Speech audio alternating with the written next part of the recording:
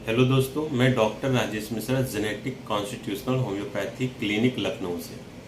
Last time हम लोगों ने बात किया था कि पैरासिम्पथेटिक कैसे एक्टिवेट कर सकते हैं, और पैरासिम्पथेटिक अगर सही से एक्टिवेट होगा तो हमारी इम्यूनिटी अच्छी होगी। तो इसी को आगे कंटिन्यू करते हैं कि और क्या क्या तरीके हैं पैरासिम्पथेटिक एक्टिवेट करने के।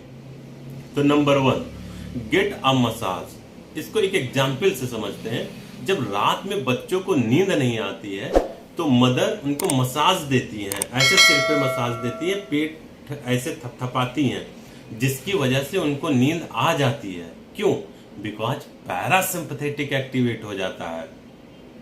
यहां तक का जो ऑटिस्टिक चाइल्ड होते हैं, एडीएच के चाइल्ड हैं, हाइपर एक्टिव हैं और डाउन सिंड्रोम के चाइल्ड हैं, इनको भी अगर प्रॉपर मसाज देते हैं तो इनको नींद आ जाएगी और अच्छी नींद आएगी।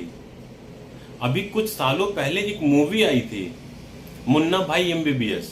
तो जब कोई इरिटेट होता था, गुस्सा होता था, तो संजय दत्त क्या करता था, उसको जादू की झप्पी देता था, गले लगाता था, तो उसको सामने वाले को गुड फील होता था। क्यों? बिकॉज पैरासिम्पथेटिक एक्टिवेट होता है उससे। Second point, play with animals, pets, जैसे डॉग हो गया, कैट हो गया, रैबिट हो गया। इनके साथ जब हम खेलते हैं तो हमारा पैरासिम्पथेटिक एक्टिवेट होता है, हमारी एंजाइटी रिलीज होती है। प्ले विथ चिल्ड्रन, जब हम बच्चों के साथ खेलते हैं और बच्चे खिलखिला के हंस के आके गले लगते हैं तो हमारा पैरासिम्पथेटिक एक्टिवेट होता है। थर्ड पॉइंट, कि जब हम हंसते हैं, ठीक है, नेचुरल हंसे या आर्टिफिशियल हंसे, दोनों पैरासिम्पथेटिक एक्टिवेट करता है। ठीक है, तो इसलिए मन कहे तो हंसना चाहिए और ना मन कहे तो और हंसना चाहिए। मैं एग्जाम्पल से आपको समझाता हूँ। जैसे अपने यहाँ पार्क में सुबह और शाम लोग इकट्ठा होते हैं और खूब हंसते हैं, वो पैरासिम्पथेटिक एक्टिवेट करते हैं, जिसकी वजह से हमारी हीलिंग और रिपेयरिंग बढ़ जाएगी। फॉरेन में कई लाफिंग सेंटर्स हैं जहां पे केवल हंसते ही हैं, वो पैरासिम्पथेटिक एक्टिवेट करते हैं, जिससे इम्यूनिटी बढ़ जाएगी। Fourth point, practice meditation, yoga and pranayama. ये हमारे पैरासिम्पथेटिक को एक्टिवेट करते हैं और हमारी इम्यूनिटी बढ़ाते हैं, जिसकी वजह से बॉडी की रिपेयरिंग, हीलिंग अच्छी होने लगती है। अगर हमें कोई डिजीज है, अगर कोई पैथोलॉजी प्रोग्रेस कर रही है, तो वो स्टॉप हो जाती है और डे बाय डे ये रिवर्स ऑर्डर में आने लगता है। अब इसको एक एग्जाम्पल से समझते हैं। जब बाबा रामदेव के सेंटर पे हम जाते हैं तो कुछ ही दिन में हमारा बीपी, शुगर, थायराइड या अदर ऑटो इम्यून डिजीज है या अदर कोई भी डिजीज है, तो उसके पैरामीटर्स धीरे धीरे करके नॉर्मल आने लगते हैं। और लेकिन जैसे हम घर पे आते हैं ये सारे पैरामीटर्स फिर बढ़ जाते हैं। तो ये कैसे? ये इस वजह से होता है बिकॉज घर पे हम आके सही से एक तो प्रैक्टिस नहीं कर पाते हैं मेडिटेशन, प्राणायाम, योगा की, एक चीज। दूसरा, जैसे घर पे आते हैं ये हमारे जो कॉन्फ्लिक्ट है फिर से एक्टिवेट हो जाता है, जिसकी वजह से डिजीज फिर से प्रोग्रेस कर जाती है।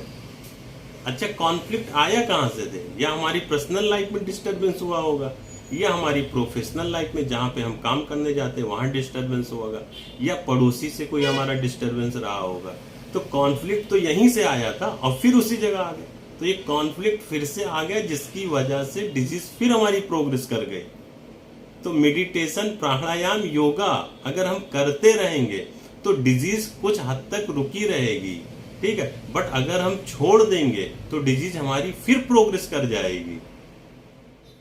And last one, to take sun bath. हमें डेली नहाने के बाद 10 से 15 मिनट धूप में बैठना चाहिए, जिसकी वजह से हमारी इम्यूनिटी बहुत अच्छी हो जाती है। इसको भी एक एग्जाम्पल से समझते हैं कि जब हम कभी धूप में बैठते हैं तो कुछ देर बाद हमें डलनेस फील होती है, नींद आने लगती है। क्यों? बिकॉज हमारा पैरासिम्पथेटिक एक्टिवेट होता है, जिसकी वजह से इम्यूनिटी हमारी बढ़ जाती है। अगर हमारा इम्यून सिस्टम अभी 1x काम कर रहा है और हम डेली अगर आधे घंटे धूप में बैठते हैं तो 7 दिन बाद आफ्टर 7 डेज वो 10x हो जाता है। यानी कि अगर कैंसर सेल्स कोई बनना शुरू हुई है और केवल हम धूप ही में बैठते हैं तो 7 दिन बाद वो कैंसर सेल किल हो जाएगी, बिकॉज हमारा इम्यून 10 टाइम्स बूस्ट अप हो गया है। Thank you.